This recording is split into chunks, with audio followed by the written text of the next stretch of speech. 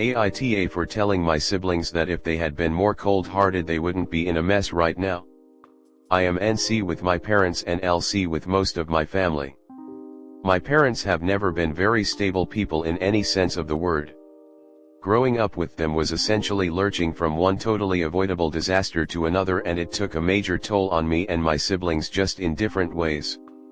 To be fair, the majority of both my parents' families are also burning tire fires, so they didn't have to go anywhere to steal it. I decided in my teens that I was going to get out and not look back, so I worked hard in school, stayed away from anything that could get me in trouble, and moved in with a friend's family and emancipated at 16. The last thing my dad said to me before I cut them off was asking whether I was going to chip in on the bills for the month. I told my siblings what was going on and that I wouldn't be around, but they could call me if they, not my parents, really needed help. I also told them that if they were smart they would do the same and to let me know when they were ready to leave. Well, they never did. I had a rough time at first, but I've managed to do very well for myself and I have a comfortable life. My parents just got worse and are now both critically ill and disabled in some way. I haven't talked to either of them since I was 17. I have low contact with my siblings now because they abused the offer of help too many times, some out of pressure from our parents and some on their own. None of them got out. My brothers still live with our parents, my sister lives near them with a bad news boyfriend. They're all struggling financially and make a lot of the same mistakes as our parents made. My father had a stroke recently and will need round-the-clock care for the rest of his life. At-home healthcare is too expensive, nobody in the family who is able can swing the time or financial hit to stay home with him. A nursing home is the only viable solution, but beds are apparently scarce and the ones they can find are too expensive. They want me to chip in. I told them no. They said that they're already skint from helping my parents with their medical bills and expenses. I told them I've given my parents every last bit of money they're getting. My oldest brother said that I was cold-hearted and it's the least I could do after abandoning them. I told him that if he and the younger two had been more cold-hearted they wouldn't be stuck pouring money and time into the two most useless people on the planet, and I'd choose cold-hearted any day. So they think I'm an odd, obviously. The only thing that gets me is I do feel bad for them. It's not fair that my parents are still ruining my siblings' lives. It's not an insignificant amount of money to me, but it wouldn't be a real problem. On the other hand, I don't want to be on the hook again for my family's stupid decisions. Comment. You managed to be the only one of your siblings to break the cycle of toxicity that surrounds your family. Do not let them drag you back in.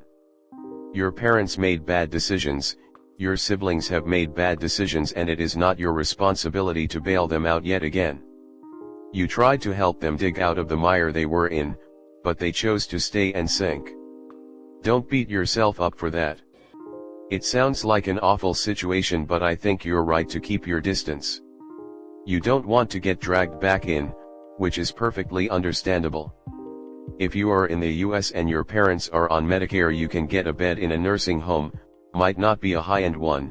Your family needs to speak with the local state agency that handles aging and disability issues.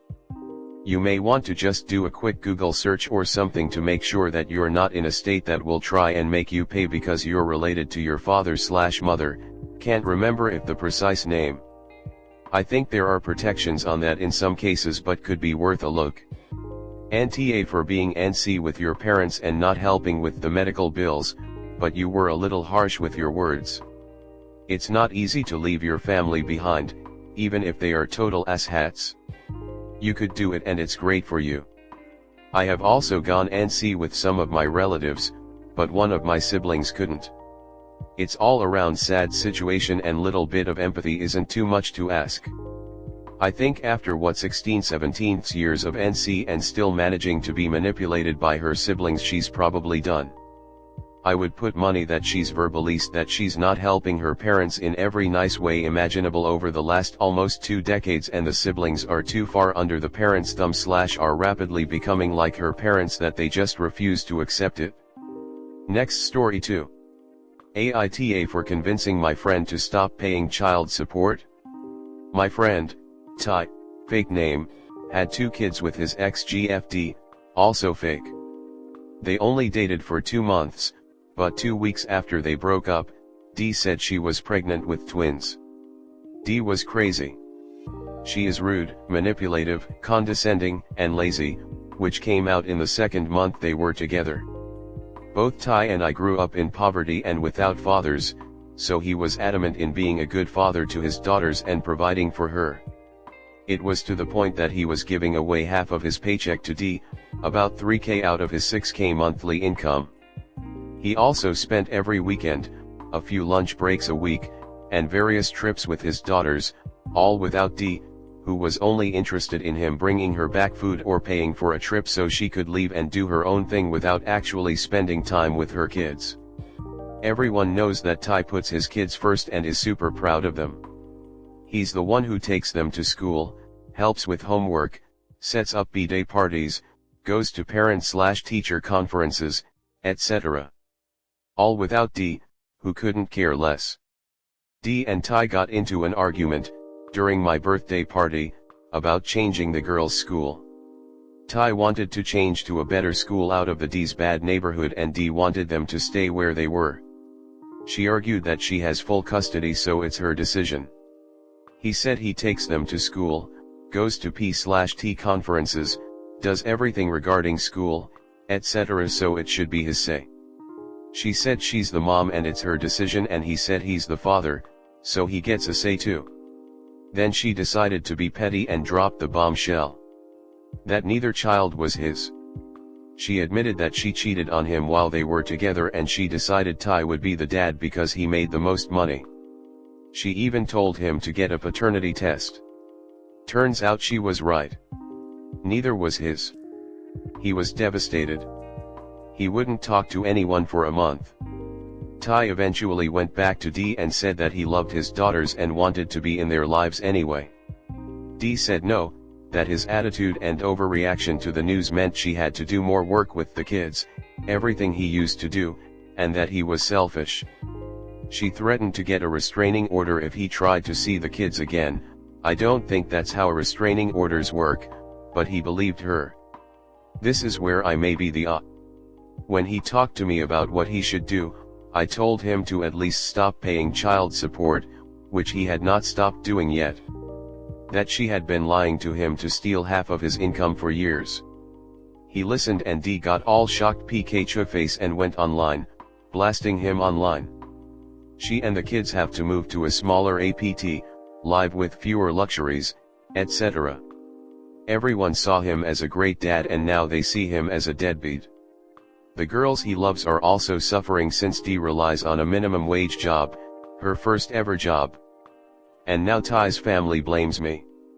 They claim that my advice ruined everything. I feel like I'm getting more hate than D.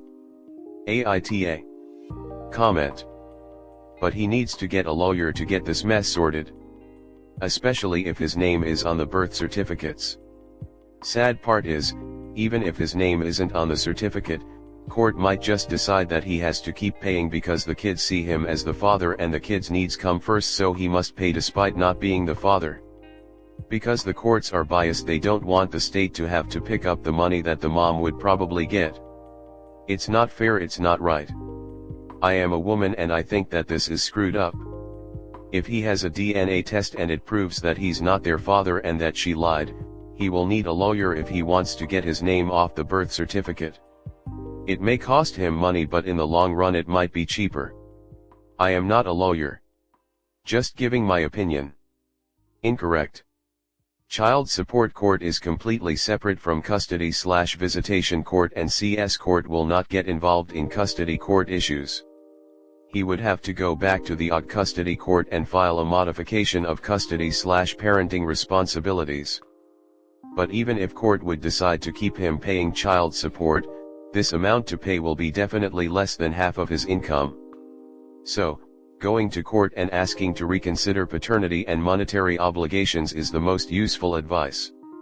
He's not their dad, why hasn't D gone to him for child support? Why would he continue to pay for children that aren't his, that he doesn't get to see, and in the eyes of the law he has no rights? God, this situation sucks. I don't know if it's even possible, but maybe he could file for custody on the grounds of her destructive behavior and that he's been a father to them for all their lives and his mom can't provide a life out of poverty for them. I don't think it's unreasonable for him to stop paying child support since she wasn't even letting him see them, but I do feel bad for those kids. It would be hella traumatic to had the only guy they've known as a father ripped away from them. Maybe he could negotiate with her to start paying again if things go back to how they used to be. Edit. Did he get the paternity test results firsthand himself, or did she tell him the results? He should push back this lying gold digger and expose her lies and shamelessly committed fraud. He should also contact the district attorney and pursue fraud charges criminally by handing all of this evidence to them. Finally, he should sue to recover every dime. Make it so that, if this thieving harpy wins the lottery, he wins the lottery. Lastly, if he's on the birth certificate, he should consider suing for full custody. If this harpy has her hooks in so deep they lied on a government document, penalty of perjury, then he's legally those kids' father. He should call her bluff and end the child support arrangement by taking custody. She's obviously a small-time criminal playing horrible mind games with her children and an unfit parent. Go after her.